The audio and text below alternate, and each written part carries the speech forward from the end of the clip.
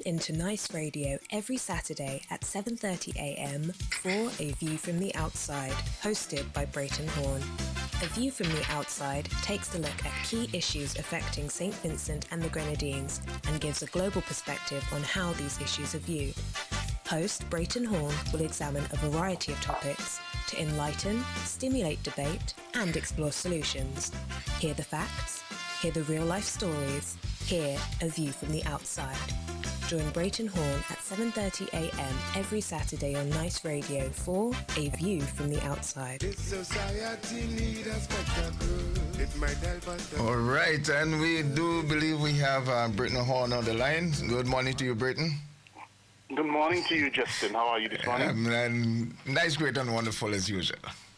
Good. Right, another weekend and another conversation. Absolutely. I look forward to these conversations with you. All right. Well, as usual, the weather condition, this is mostly fair, slightly hazy and breezy, and definitely breezy, and I will tell you what the temperature, 25.5 Celsius. I see. Well, we're not doing too badly weather-wise today. It's cloudy, it's overcast. However, the temperature is relatively warm. It's actually 13 degrees Celsius, which is approximately 55 degrees Fahrenheit. So it's a far cry from a couple of weeks ago. All right. Yeah, so as usual, the beat goes on, as we would say, and the rhythm of life also keeps us in control. That's right. Unfortunately, I couldn't listen to your music this morning because on the cooler side. Yeah, it was on the cooler side this morning. every morning won't be the same. Absolutely. Yeah. And as you said, the rhythm of life, it goes on. Oh yes.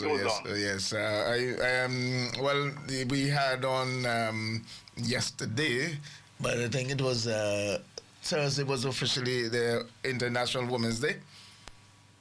Yes, March the 8th. March the 8th, yes. That's right. And, so I believe, more conversation on that issue and a whole lot of other things happening around the place. Yes, and despite the crowd, as some people might want to focus on, it was heartening to see that that there was indeed a march in St. Vincent and the Grenadines. Right. And it was further heartening to see that quite a few men were participated in the event. Very significant. So, yes. Yes, so hopefully that is a sign of a shift to come. Yeah, well, you know what is sad is that people tend to buy into things that they've been sold without asking questions. And these people would go to the market in particular, and they would hardly want to spend their money for anything shoddy that's been sold to them. So why are they buying into, these days the word is fake ideology, fake sociology, and all of that. In other words, they've been given a misdirection, and they take it without question. Absolutely, it's not only a misdirection, Justin. It's a miseducation. Well, so in our era of education revolution, there is miseducation in St. Vincent and the Grenadines. Yeah, and it's been sold as education revolution. Absolutely. Right. Okay, so let's hear what you have for us today. Yes, thank you. Good morning to all of St. Vincent and the Grenadines, all listeners everywhere to Nice Radio, and thank you again for tuning into this program. On A View from the Outside this week being the 10th of March 2018, we look at indictment, INDICTMENT, indictment, with the view being that too many Vincentians and the nation of St. Vincent and the Grenadines itself have become embroiled in indictments which do nothing to enhance the image of the country. This week, we look at the double meaning of indictment. The Collins Dictionary defines indictment as a formal accusation that someone has committed a crime. And also regarding indictment, it says, if you say that one thing is an indictment of another thing, you mean that it shows how bad the other thing is. So in the first place, we use indictment to describe a formal charge or allegation of a serious crime. For example, last Thursday, the 1st of March, 2018, the news broke that a Vincentian national and an offshore finance organization or agency in St. Vincent and the Grenadines, Loyal Bank or Loyal Agency, have been indicted in the United States of America on allegations of fraud and money laundering amounting to some $50 million US. In the second place, we use the term indictment to illustrate a system or situation that is despicable and deserves to be condemned. For example, on the 1st of February 2018, the wife of the Minister of Finance in St. Vincent and the Grenadines, Karen Duncan Gonsalves, was appointed to act as the Chief Executive Director of the country's Financial Services Authority on the heel of being embroiled in an alleged blackmail and sex scandal involving her husband, Camilo Gonsalves, and the Vincentian woman, Yogi Farrell, who in the eyes of many, far and near, has been made to endure the might and power of a family and the various state machinery. A point for noting with her appointment, that's Karen Duncan Gonsalves' appointment, is that the finances of St. Vincent and the Grenadines are now controlled by one family, where Dr. Ralph Gonsalves, the father, is the Prime Minister. His son, Camilo Gonsalves, has been elevated by his father and appointed as the current Minister of Finance. And the son's wife, Karen Duncan Gonsalves, and daughter-in-law of the Prime Minister, is the Chief Executive Director of the Financial Services Authority.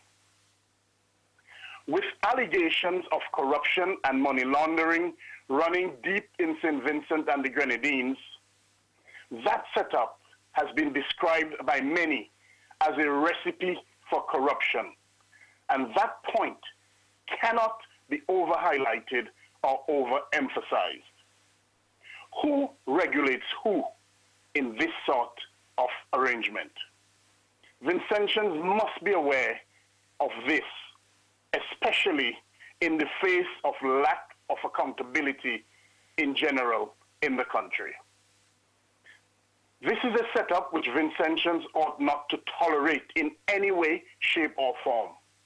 It is a sad indictment on the country and should be highlighted and resisted at every opportunity. The question must be asked whether the Financial Services Authority in St. Vincent and the Grenadines is failing to properly regulate the offshore financial institutions over which it has oversight. One of the reasons for that question is because a check of the Gazette of St. Vincent and the Grenadines dated the 30th of January 2018 reveals that the operating license of Loyal Bank Limited, the offshore finance agency indicted by the federal authorities in the USA last Thursday, was renewed by the Financial Services Authority in January 2018 as a Class A institution. That being the case, such apparent failure of the Financial Services Authority and or the Financial Intelligence Unit in St. Vincent and the Grenadines to properly investigate the operations of Loyal Bank Limited and to renew their operating license on the eve of a criminal indictment by the federal authorities in the United States of America is in itself an indictment on these institutions. And in the circumstances, we are driven to ask whether these institutions are fit for purpose. Another worrying aspect of the federal indictment is that the United States Justice Department does appear to indicate that the financial regulators in St. Vincent and the Grenadines did not cooperate with their investigation or assist in any way with their investigations. If that indication is indeed a fact, then in the face of these extremely serious allegations, we, on a view from the outside, say that such a claim by the United States Department of Justice is a very serious indictment on the financial regulators of St. Vincent and the Grenadines, on the government of St. Vincent and the Grenadines, and on the state of St. Vincent and the Grenadines as a whole. In fact, it is a further indictment on the family who now controls the finances of St. Vincent and the Grenadines, and who must, by virtue of the positions they hold, be held accountable. No doubt, the futile excuse will be used that some of them have only been recently appointed to their post. A further point worth noting in that Financial Services Authority, is that the Financial Services Authority in St. Vincent and the Grenadines released a formal statement on the criminal indictment of Loyal Bank Limited, indicating that it has now launched its own investigation along with the Financial Intelligence Unit. In that statement, they indicate that the Financial Services Authority and indeed St. Vincent and the Grenadines are taking these allegations very seriously, and that they are a responsible stakeholder and strategic partner in the global fight against money laundering. In that case, we are left to wonder whether there is any substance in these bold statements, especially if the Financial Services Authority and or the Finance Intelligence Unit did not cooperate with the U.S. authorities as indicated when they investigated the Loyal Bank case. We are left to wonder even further and to ask, how is the Financial Services Authority renewing the license of Loyal Bank Limited as a Class A institution when the bank is allegedly not meeting the standards for operation as a legitimate offshore financial facility? Is this an indictment on the Financial Services Authority and the Financial Intelligence Unit? We leave you, the people of St. Vincent and the Grenadines, to ponder on that and possibly come up with an answer. Some further points to note from the release of the Financial Services Authority are that it is not signed. The release is not signed. And because it is not signed, one is compelled to ask whether the release is a legitimate one. Is it arbitrary? Does the Financial Services Authority not have a head?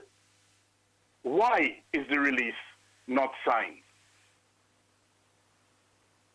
Is it a deliberate attempt to avoid criticism of the wife of the Minister of Finance, the daughter-in-law of the Prime Minister, who is the head of the FSA? In this epoch of no accountability in St. Vincent and the Grenadines, is this an attempt to give the appearance that no one is accountable?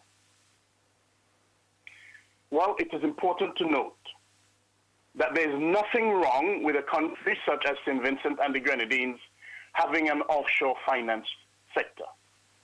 Such sectors are features of economies all over the world and help to generate revenue to assist with national development in those countries. Offshore finance banks or agencies are required to pay licensing fees to governments in countries where they exist. It is therefore vitally important that the sector is not allowed to operate unchecked, because any abuse or misuse can lead to a country attracting the label as having an offshore sector that is notorious for fraud, corruption, and money laundering. It is worth remembering that in October 2017, St. Vincent and the Grenadines was mentioned in an indictment of Paul Manafort and his associates on allegations of fraud and money laundering. It is worth remembering, too, that one of the labels given to the country at the time is that St. Vincent and the Grenadines is notorious for money laundering. At that time, one would remember that this label was vehemently resisted by the government of St. Vincent and the Grenadines. Well, in the face of these new allegations, the government of St. Vincent and the Grenadines certainly has a lot of work to do to save the image of the country and to prevent it attracting the label as being notorious for money laundering. It is worrying, though, that in less than 6 months from the Manafort indictment, an offshore finance facility and its CEO in St. Vincent and the Grenadines is indicted for money laundering offenses. If these indictments are proven, then the government's contention that St. Vincent and the Grenadines is not notorious for money laundering will have nothing but a hollow ring to it. This situation, if allowed to continue unabated or unchecked, no doubt will be a sad indictment on the government and people of St. Vincent and the Grenadines. It was Edmund Burke, the author, philosopher, and political theorist, who said, "The only thing necessary for the triumph of evil is for good men to do nothing." We, on A View from the Outside, call upon all the good men and women in St. Vincent and the Grenadines not to sit and do nothing or say nothing about all of these indictments that are tarnishing the image of St. Vincent and the Grenadines. If we do nothing, then we will have allowed evil to triumph.